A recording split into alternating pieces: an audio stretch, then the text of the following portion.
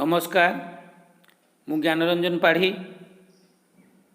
मोर YouTube channel प्रगति पथ ओडिया तरफर आपण को स्वागत करुच्ची। बंधुगण आज मु आपण मानू दशम श्रेणी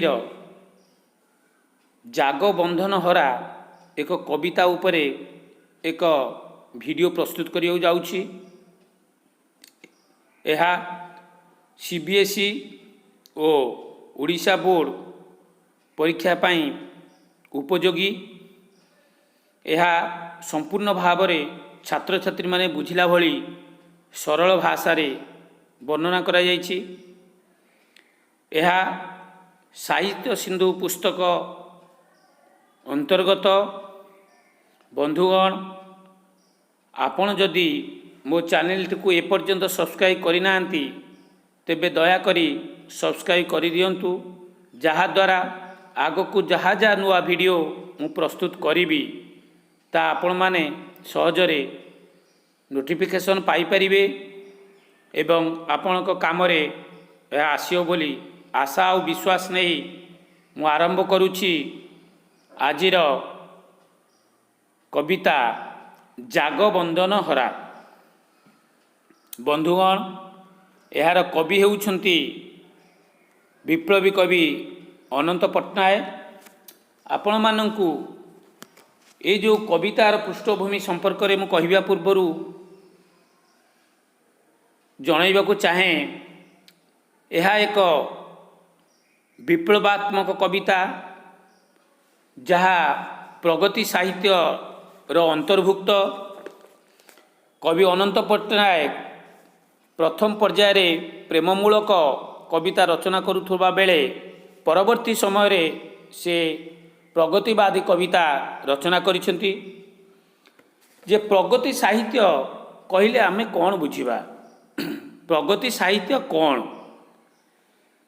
जे आभिजात्यपूर्ण सामंतवादी मनोभाव को विदाय देई साधारण जनतार गाथा चित्र उपस्थापन करिबा, श्रेणीहीन समाज प्रतिष्ठार परिकल्पना करिबा, धर्म ईश्वर विश्वास मूलरे कुठारघात, सामाजिक वैषम्य और अत्याचार मूलोत्पाटन, जनसाधारणकर अशिक्षा और अंधविश्वास को दूरीकरण करने संगे संगे ये जातिर निष्पेषित शोषित और अवहेलित साधारण जनता को धनाढ़ सुविधावादी समाजपति मानक कबलरू रक्षा करी नूतन सुख समृद्धि समाज गठन करिबा ये थिला प्रगतिशील लेखक गोष्ठी मानकर राजनीतिक आदर्श, जहाँ अनंत पट्टनायक करिछंती। ये कविता माध्यम रे जनाइछंती जे आंतर्जातिक क्षेत्र रे कार्ल मार्क्स एई चिंताधारार प्रवर्तक थिले।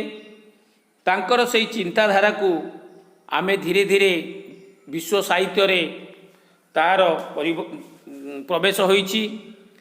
तेणु ओडिया साहित्य मध्य एई प्रगतिवादी चिंताधारा कार्ल मार्क्स साम्यवादी चिंताधारा प्रवेश करिछि। ए प्रगति जुगरे साहित्य को आमे साधारण लोक मानक पाखरे पहुँचाइबा, साधारण लोक मानकर मनोभाव बुझिबा, यह ही होउछि हमर प्रगतिवादी साहित्यर आभिमुख्य। जे कवि अनंत पट्टनायक ए कवितारे मार्क्सीय दर्शन रे अनुप्राणित होइछंती एवं तांकर स्वप्न थिला एक श्रेणीहीन शोषणमुक्त समाज गठन करिबा। ए आदर्श तांकर ए कवितारे प्रतिफलित। प्रगतिवादी और मार्क्सीय दर्शन कवितार आभिमुख्य मानववादर जयगान करिबा, समाजरू शोषण श्रेणीहीन भाव को दूर करिबा।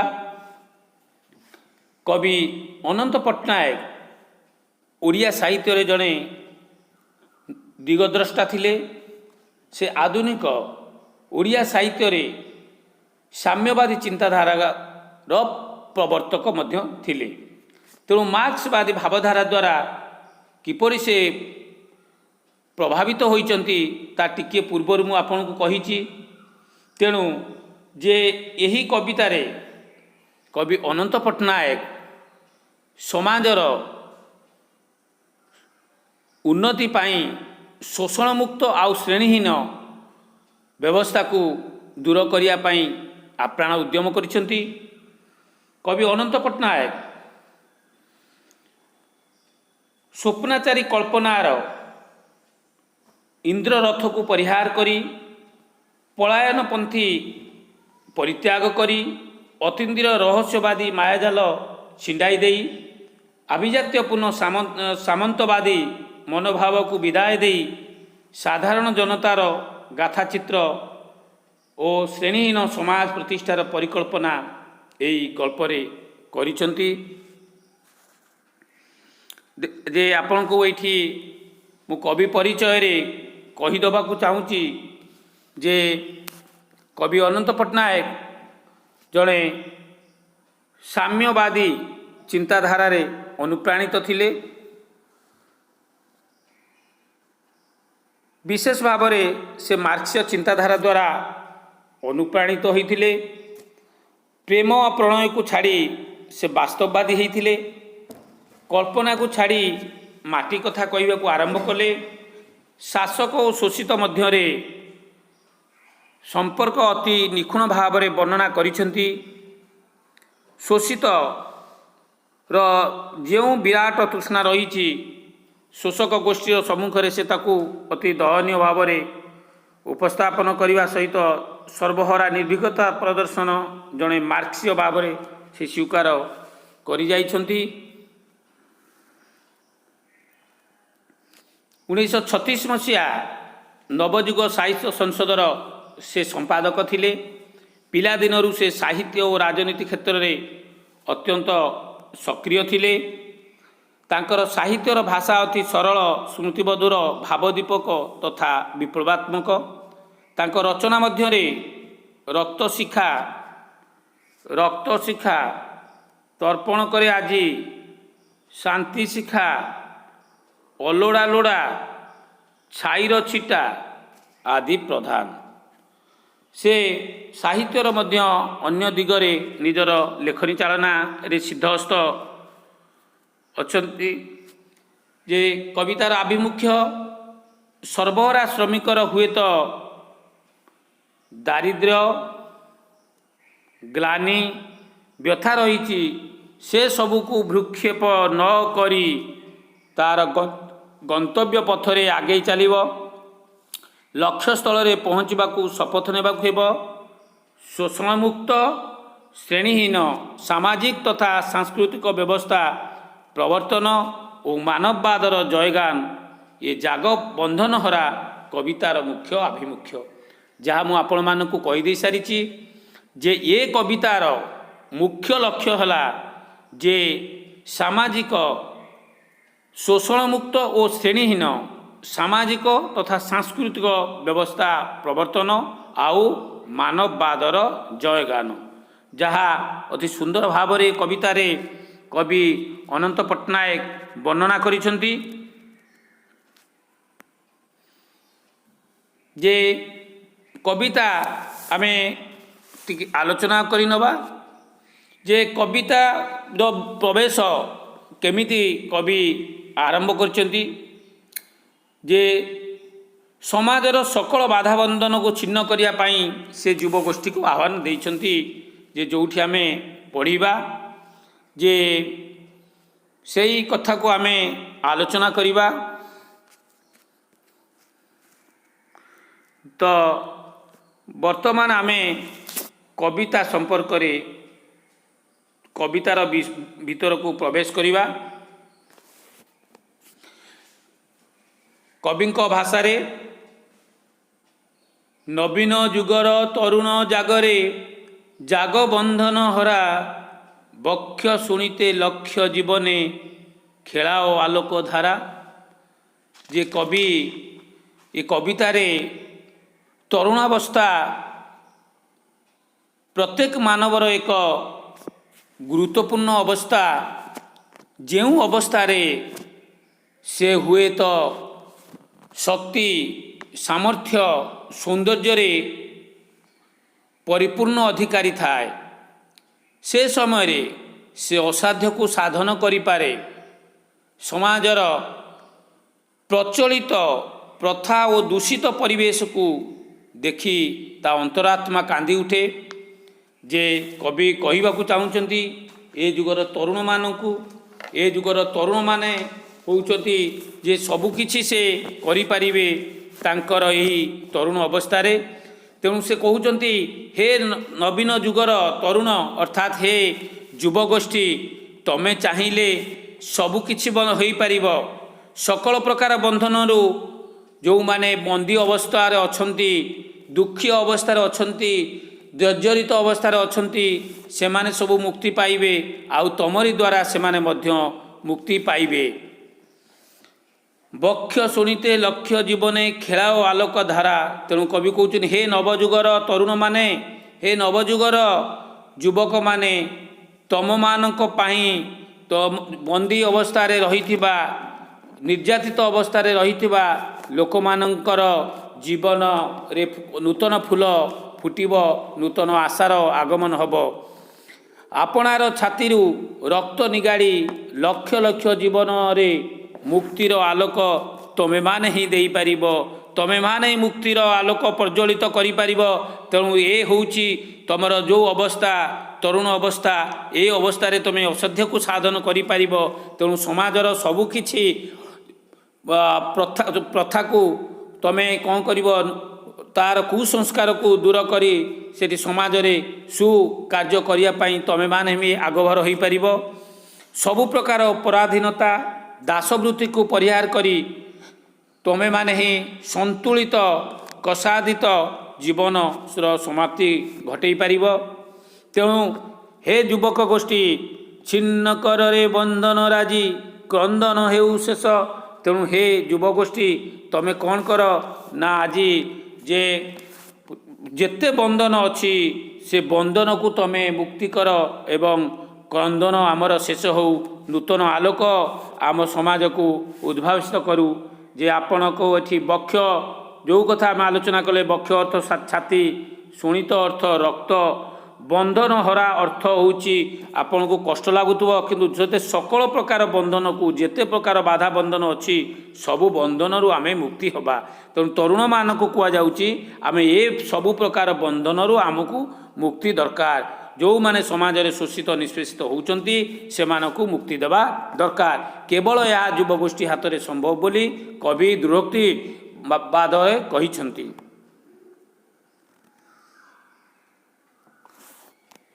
लुप्त हेउरे जाति उपजाति खंडित शतदेश महामानवर शंख सबदे समुरे दुख जला जागबंधन हरा। तेणु कवि ये कहते लुप्त हेउ अर्थात सबुकिछि शेष हो जाऊ लुप्त हो जाऊ शेष हो जाऊ। जे जाति उपजाति ये जाति आ उपजाति किछि नाही सबु गोटिए कि ब्राह्मण कि वैश्य कि शूद्र केही एठी उच्च नुहे केही नीच नुहे समस्ते होउचंदी जाति समस्ते गोटिए समस्ते होउचंदी मानव जाति। लुप्त हेउरे जाति उपजाति खंडित शत देश जेमिति देश खंड विखंडित न हेउ जे देश रो जो अवस्था होउची धीरे धीरे देशर अधपतन न घटू देश आगक आगक जाऊ जे देशर प्रगति धीरे धीरे बढ़ी चालू। आउ कौन हो जे महामानवर शंख सबदे समुरे दुख ज्वाला जागबंधन हरा। समुरे अर्थात प्रशमित हो दुख दूर हो महामानवर अर्थात महामानव कहले जेतबेले आम समाज को जे कौन हुए ना पाप भार बढ़ी जाए सेतबेले महामानवर आगमन हुए। जो महामानव माने सन्थ मान को तारण करती दुष्ट मान को विनाश करती। तेणु कवि सही कथा कहते जे कौन कहते ना जे संस्कारक तथा विप्लवी महामानव कर विप्लव झंकार रूपक शंख ध्वनि रे समाज जीवन को दुखर ज्वाला सबू प्रशमित हो जाऊ अर्थात दुख सबू लुप्त हो जाऊ श्रेणी संघर्ष न रहू समाज उच्च नीच न रहू एथिपाई आवश्यक बंधन मुक्त होगा दरकार। तेणु एथिपाई समस्त को आम बंधन मुक्त करिया दरकार। तेणु कवि तरुण मानक कहते जागबंधन हरा जे एथिपाई तरुण जुगर नवीन जुगर तरुण मानक कवि आह्वान करुचंती जे तमें समस्ते बंधन मुक्त हुओ। जे जो माने बंधन अच्छी से मुक्ति करने तमें ही पथ खोज।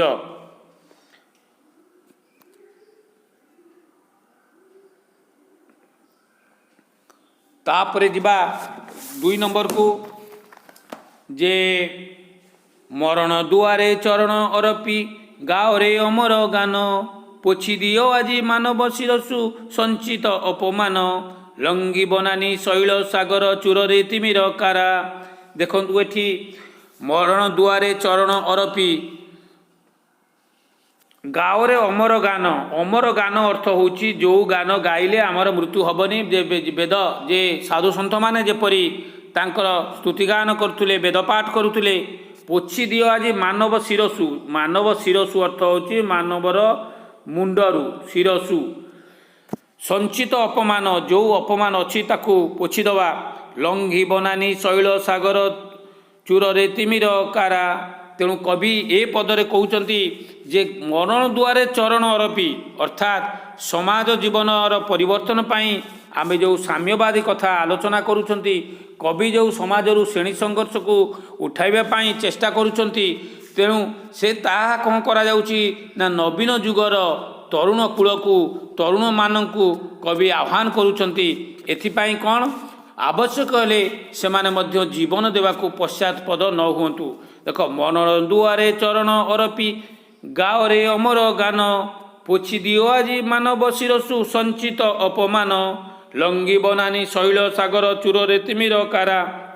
तेणु कवि तरुण गोष्ठी मानक कहते जे एथि आमको जदि से बंदी अवस्था थिबा मानक आमको जदि मुक्त करने को तेबे आमको बनानी जंगल आमको अतिक्रम करने पड़ो शैल पहाड़ पर्वत आमको अतिक्रम करने पड़ो सागर आमको सप्त सागर अतिक्रम करने को पड़ो तेबे जाई आमे कारागार बंदी थिबा बा जो माने जो परिस्थिति रे थिबे आमे सेई मानकु कौन करिबा समाजरू मुक्ति देई पारिबा।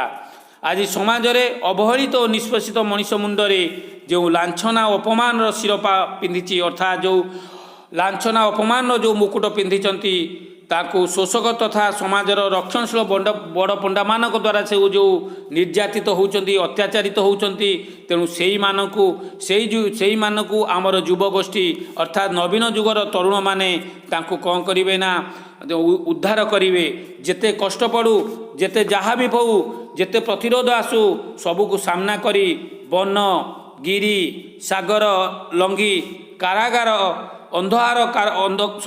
कारार अंधकार को खातिर नकरी सेमाने ए दिगरे विप्लव को आगे नेबे एवं ताहा द्वारा आमर साधारण जनता आमर बंदी अवस्था थिबा जनता आमर निष्पेषित जनता आमर शोषित जनता समस्ते मुक्ति पाइबे। तापरे जिबा ता पर पद को मरु पथे पथे निर्झर सूरी यात्रा कर हे कर स्पंदन बही अंतरे कोटि प्रदीप उच्चे धर शंकित हेउ कंपित प्राणे चंद्र तपन तारा। देखंतु ए पद मरु पथे पथे निर्झर सूजी जे मरु पथे पथे निर्झर सूजी यात्रा कर हे कर अर्थात मरुपथे अर्थात एटी हूँ मरुपथे आपणकार मरुभूमि रे मरुपथे माने मरुभूमि रे जीवा रास्ता रे निर्झर माने हूँ झरणा सूर्य माने सृष्टि करिवा सूर्य अर्थ होला सृष्टि करिवा एवं यात्रा कर हे कर अर्थात कवि अच्छी तरुण युवपीढ़ी मानक कहते जे मरुभूमि रे मध्य झरणार स्रोत सृष्टि करि पारिबो तम मानकर से शक्ति अच्छी तम मानकर से साहसिकता अच्छी तम मानकर से दभक्ति अच्छी बोली कवि आशावादी होइछंती। तापरे स्पंदन बही अंतरे कोटि प्रदीप उच्चे धर स्पंदन अर्थात सिंहरण कंपन जे स्पंदन बही अंतरे कोटि प्रदीप उच्चे धर अर्थात से माने तांको संग्रामी जीवन रे मरुरे झर सृष्टि करि पारिबे। तेणु तमें सेमानकर से यात्रा को आग को आगे नवा दरकार निज हृदय रे कोटि अंतर रे दुख क्लेश हताशा और नैराश्य को उपलब्धि करी से सबू नाश पाई विप्लवर प्रदीप को धारण करने को नवजुवक मानक नवगोष्ठी मानक नवतरुण मानक कवि बारंबार आह्वान देउछंती जे जेउ मानक द्वारा ए संसार किछि उन्नति हब बंदी अवस्था थिबा मानक मुक्ति पाइबे तेणु से मानक से युवगोष्ठी मानक ए सबू करने को हब। शंकित हेउ कंपित प्राणे चंद्र तपन तारा शंकित हेउ अर्थात भय हो जाऊ शंकित हेउ कंपित प्राणे चंद्र तपन तारा अर्थात से कवि कहउचंती जे विप्लवर धारा को एभली बढ़ाई देवा उचित एभली आगे देवा उचित एभली आगुसार हेबा उचित जेउथिरे कौन हम कि ये द्रुप्त ध्वनि रे अर्थात शशागरा धरित्री आकाशर चंद्र सूर्य तारा मध्य शंकित हेबे बोली कवि तरुण मानकू विप्लवमुखी हेबाकू कहिचंती। से कहिचंती जदि एई भली विप्लव को आगको नहीं चलिबो तेबे सूर्य चंद्र तारा समस्ते कंपित हेबे अर्थात तमे ए जो विप्लव रे जो आह्वान तमे करि चलीच तेबे सेथिरे तमर मुक्ति हब ही हब। तापर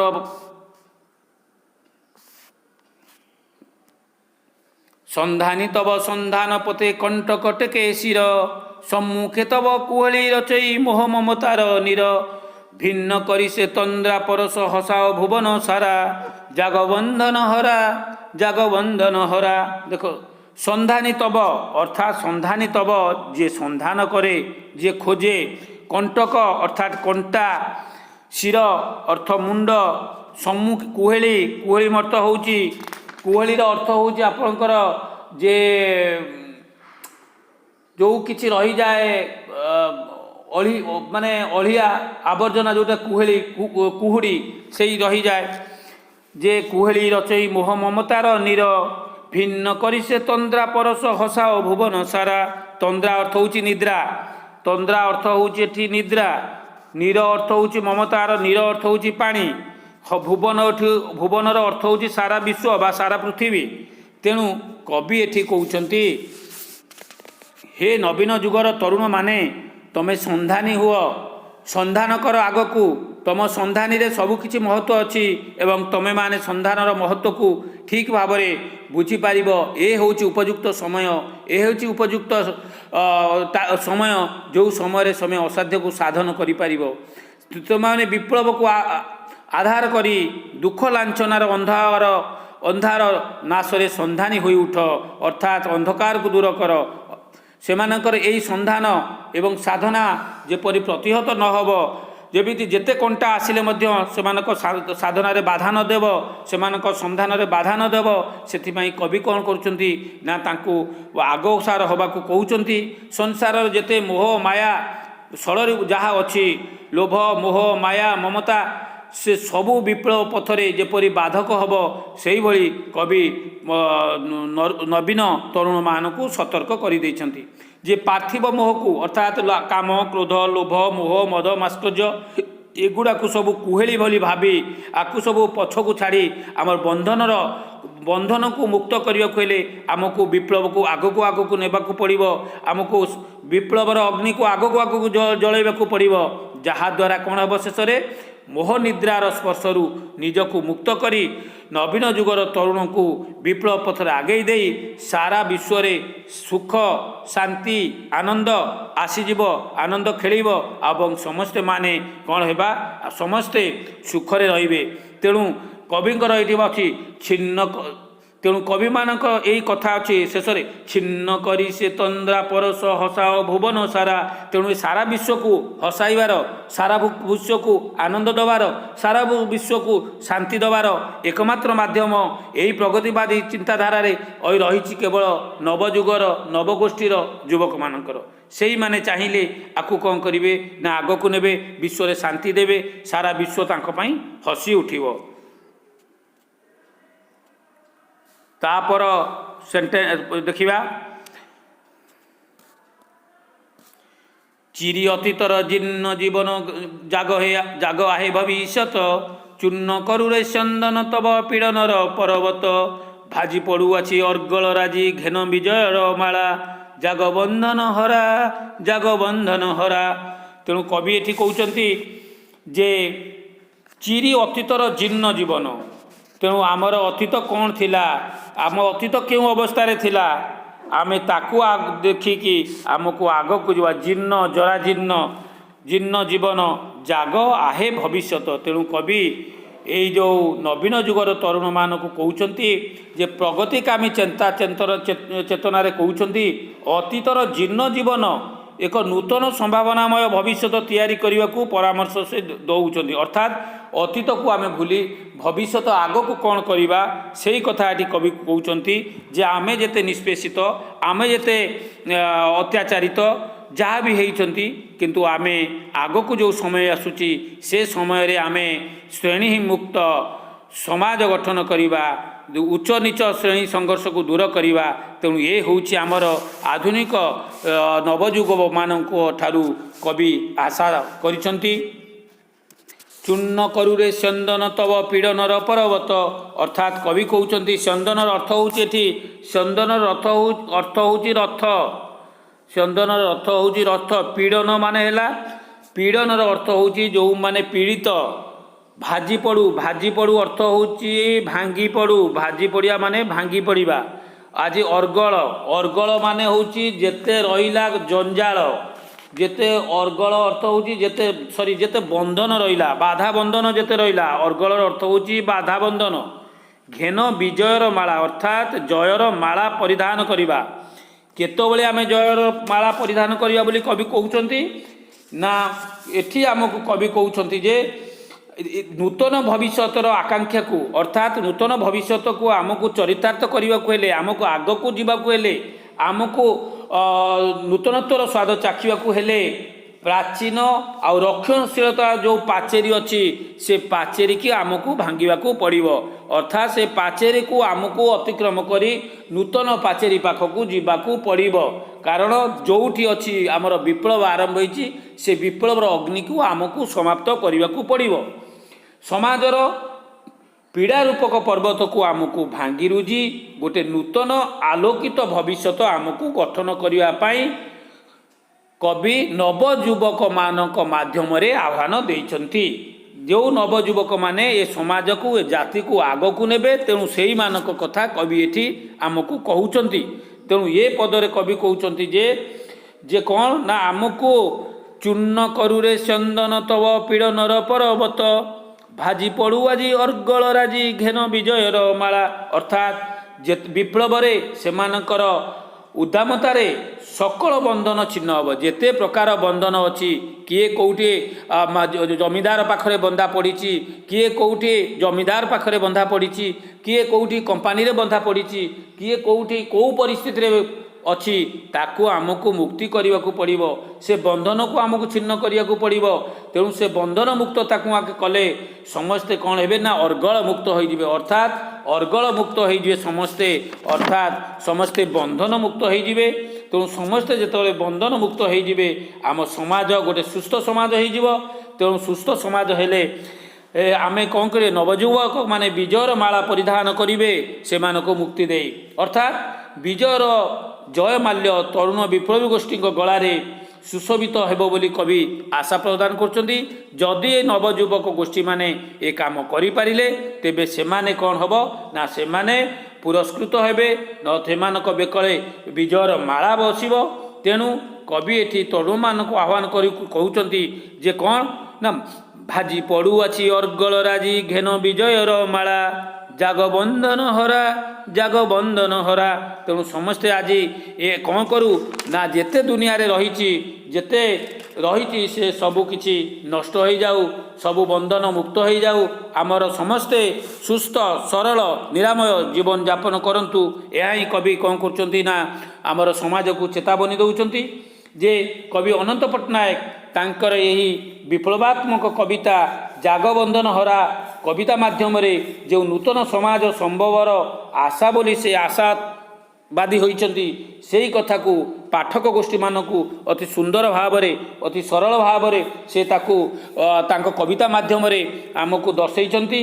एवं कवितार निर्यास रे आमको एतिकी कहि दैछन जे तरुण मानक द्वारा तरुण गोष्ठी मानक द्वारा नवजुवक मानक द्वारा ए समाज रे जेते जा अछि असुविधा सबु दूर हब से विप्लव मुग्ध चित्तरे एथिरे तल्लीन होबाकू पड़िबो हेले जाइकी समाज रे असंतुलित समाज संतुलित हब अर्थात परिवर्तन पाई विप्लव ही दरकार बिना विप्लव रे सहजरे किछि परिवर्तन हेब नाही तेणु विप्लव ही आम समाज को आमको सुधारी नेब एवं समाज शोषण मुक्त श्रेणी मुक्त हब एथिरे दुईमत नाही तेणु कवि तांकर एही कविता माध्यम रे आमको एक वार्ता ही देदेले तरुण माने हेउचंती भविष्यतर स्रष्टा आउ पालनकर्ता तेणु जेहेतु से माने भविष्यतर स्रष्टा आउ पालनकर्ता तेणु सेही मानक द्वारा आमर समाजर जेते जा अर्गल अच्छी जेते बंधन अच्छी सबु बंधन आमर मुक्त हो आम गोटे सुस्थ समाज पाइबा जो सुस्थ समाज देकी आमे कौन करवा आमे आनंदर सहित ए सृष्टि रे ए समाज रे रही परिबा जहा द्वारा धरारे विश्व रे आमर आनंद फुटी उठिबो तेणु कविताटी नवजुग साहित्य संसदर वार्षिक उत्सवर आह्वानी संगीत रूपे